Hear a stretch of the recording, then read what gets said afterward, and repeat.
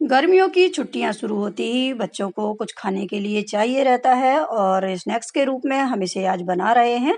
तो आज हमारे किचन में बनने जा रही है नाचोस की रेसिपी और सालसा भी साथ में बनाएंगे। तो आप इसकी आवाज़ सुन सकते हैं कितना क्रिस्पी बना है ये। इसे आप महीने भर के लिए रख सकते हैं, लेकिन महीने भर के लिए बचता ही नहीं है। इतना टेस्टी बनता है ये कि एक दिन में ही ये ख़त्म हो जाता है।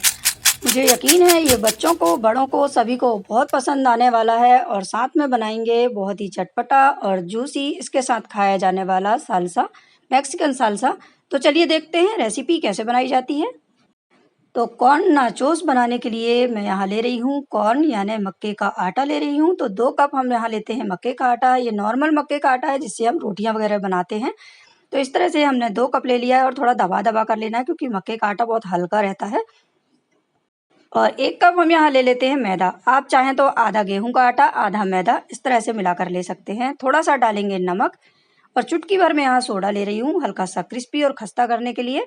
और इसके बाद मैं यहाँ ले रही हूँ येलो फूड कलर। तो मैंने यहाँ फूड कलर यूज़ किया है, आप हल्दी भी यूज़ कर सकते हैं, लेकिन मैंने सोडा यूज़ किया है। इसकी वजह से कभी कभी ये लाल रंग भी छोड़ देता है, इसलिए मैंने यहाँ फूड कलर डाला है। अगर आप सोडा यूज़ नहीं करेंगे तो आप ये हल्दी यूज़ कर सकते हैं।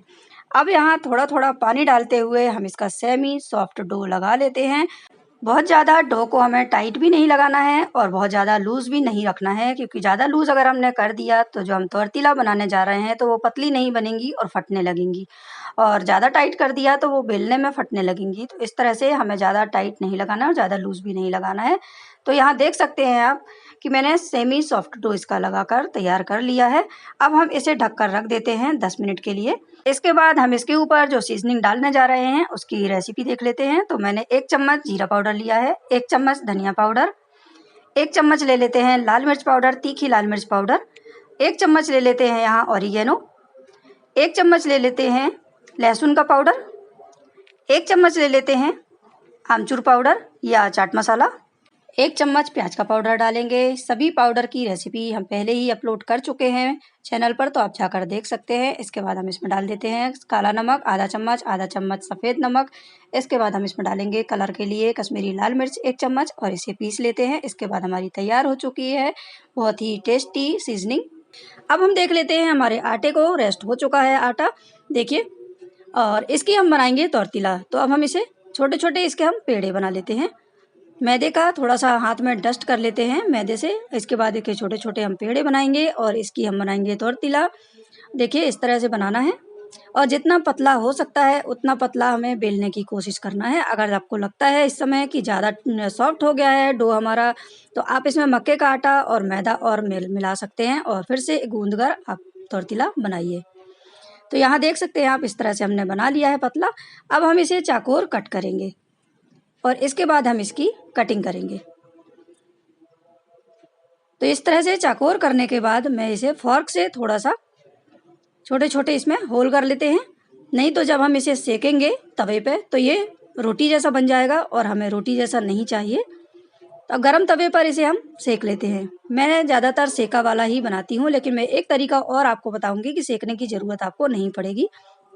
तो इस तरह से हमें तोरतिला को सेक लेना है, कच्चा पक्का सेकना है, पूरी तरह से नहीं सेकना है। थोड़ा सा कच्चा रहना चाहिए, थोड़ा सा पक्का रहना चाहिए, इस तरह से हमें बना लेना है। तो यहाँ हमने टॉर्टिलास बनाकर तैयार कर लिए हैं। अब मैं बता रही हूँ आपको दूसरा वाला जिसमें अलग से सेकने की ज़रूरत नहीं पड़ेगी, डायरेक्ट हम इसे तेल में फ्राई कर सकते हैं। तो इस तरह से इसे भी चौकोर कर लेना है। आप चाहें तो घर में बना रहे हैं, अगर आपको शेप नहीं देना है तो गोल को भी आप तिकोना शेप में बना सकते हैं। तो ये देखिए इस तरह से मैंने इसके 2 पार्ट कर लिए। अब एक के ऊपर एक हम इसे रख देते हैं। इसके पहले हम इसे फॉर्क से थोड़ा सा होल कर देते हैं ताकि ये फूले ना, नहीं तो जब हम इसे तेल में फ्राई करेंगे तो ये पूरियों के जैसे बन जाएंगे। इस तरह से देखिए, ये देखिए मैंने एक के ऊपर एक रख दिया है। अब हम इसकी शेप दे देते हैं, जैसा भी आपको शेप चाहिए। वैसे तो और ज़्यादातर हमारे जो नाचोस हैं ट्रायंगल में ही रहते हैं, तो मैं इसे ट्रायंगल में ही कट करूँगी। अब हम क्या करेंगे, जितने भी हमारे ट्रायंगल्स तैयार हुए हैं और 2 पार्ट में हमने बनाया था, तो इन्हें इस तरह से सेपरेट कर देना है और थाली में थोड़ा सा आटा छिड़क कर इस तरह से अलग अलग रख देना है ताकि एक दूसरे से चिपके ना। और इसी तरह से अगर आपको बनाना है तो सभी ट्रायंगल्स इसी तरह से बनाकर तैयार कर लेना है। वैसे मैं ज़्यादातर टॉर्टिला बनाकर ही बनाती हूँ, इससे बहुत अच्छा बनाने में भी आसानी रहती है, एक दूसरे से चिपकते नहीं हैं।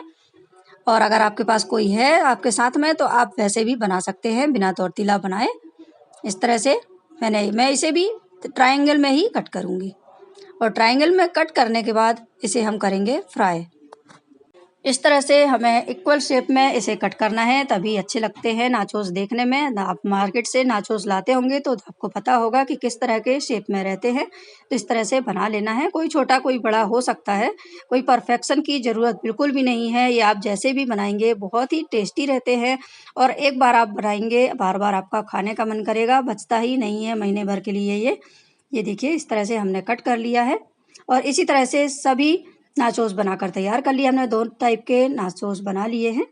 अब हम नाचोस को फ्राई करेंगे तो मैंने मीडियम फ्लेम पर तेल को गरम कर लिया है और इस तरह से हम नाचोस डाल देते हैं। आप कोई भी नाचोस बनाएं इसी तरह से फ्राई करना है और ये बहुत ही ज़्यादा क्रिस्पी बनते हैं, बहुत ही ज़्यादा हमारे कुरकुरे बनते हैं। जैसे हम कुरकुरे लाते हैं मार्केट से तो आपको ये सब चीज़ें लाने की ज़रूरत नहीं है, आप इस तरह से बनाकर रख दीजिए। और जो सीजनिंग हमने बनाई है बिल्कुल मार्केट में जो नाचोस मिलते हैं उस तरह की टेस्ट आता है और कुरकुरे वगैरह भी जो हम लाते हैं तो उसमें जो सीजनिंग रहती है वैसा ही टेस्ट आता है। तो आप बच्चों को हेल्दी खिलाइए इस तरह से बनाकर। तो आप सुन सकते हैं इनकी आवाज़, ये कितने क्रिस्पी बने हैं। सभी नाचोस बनाने के बाद हम इसे एक बोल में ले लेते हैं और साथ में जो हमने सीजनिंग बनाई थी तो सीजनिंग को हम इसके ऊपर डाल देते हैं।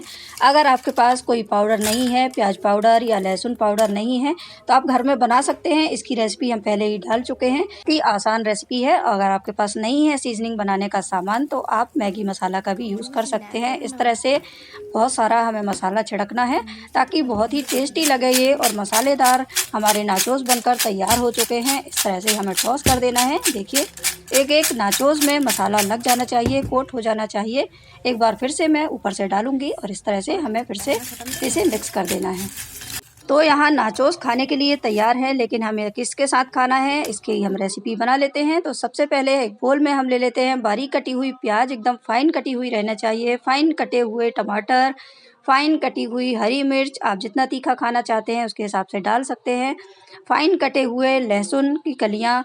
अब हम ले लेते हैं यहाँ और अच्छा इसका कलरफुल बनाने के लिए धनिया के पत्ते बारीक कटे हुए। मिक्स करने के बाद हम इसमें डाल देते हैं ये रोस्ट किए हुए टमाटर। तो मैंने टमाटर को इस तरह से रोस्ट किया है। साथ में ले लेते हैं 2 लाल मिर्च को भी इस तरह से रोस्ट कर लेते हैं ताकि जो हम सालसा बनाने जा रहे हैं उसमें अच्छी सी बॉडी आ जाए, नहीं तो वो पानी पानी छोड़ देता है सालसा। तो इस तरह से करने में पानी पानी नहीं होता और बहुत अच्छा जूसी बनता है। तो इस तरह से हमने टमाटर को भी रोस्ट कर लिया है, इनका छिलका निकाल कर हम पेस्ट बना लेते हैं। तो इस तरह से हमने पेस्ट भी बना लिया है इसका और पेस्ट को डाल देते हैं टमाटर और प्याज के मिश्रण में।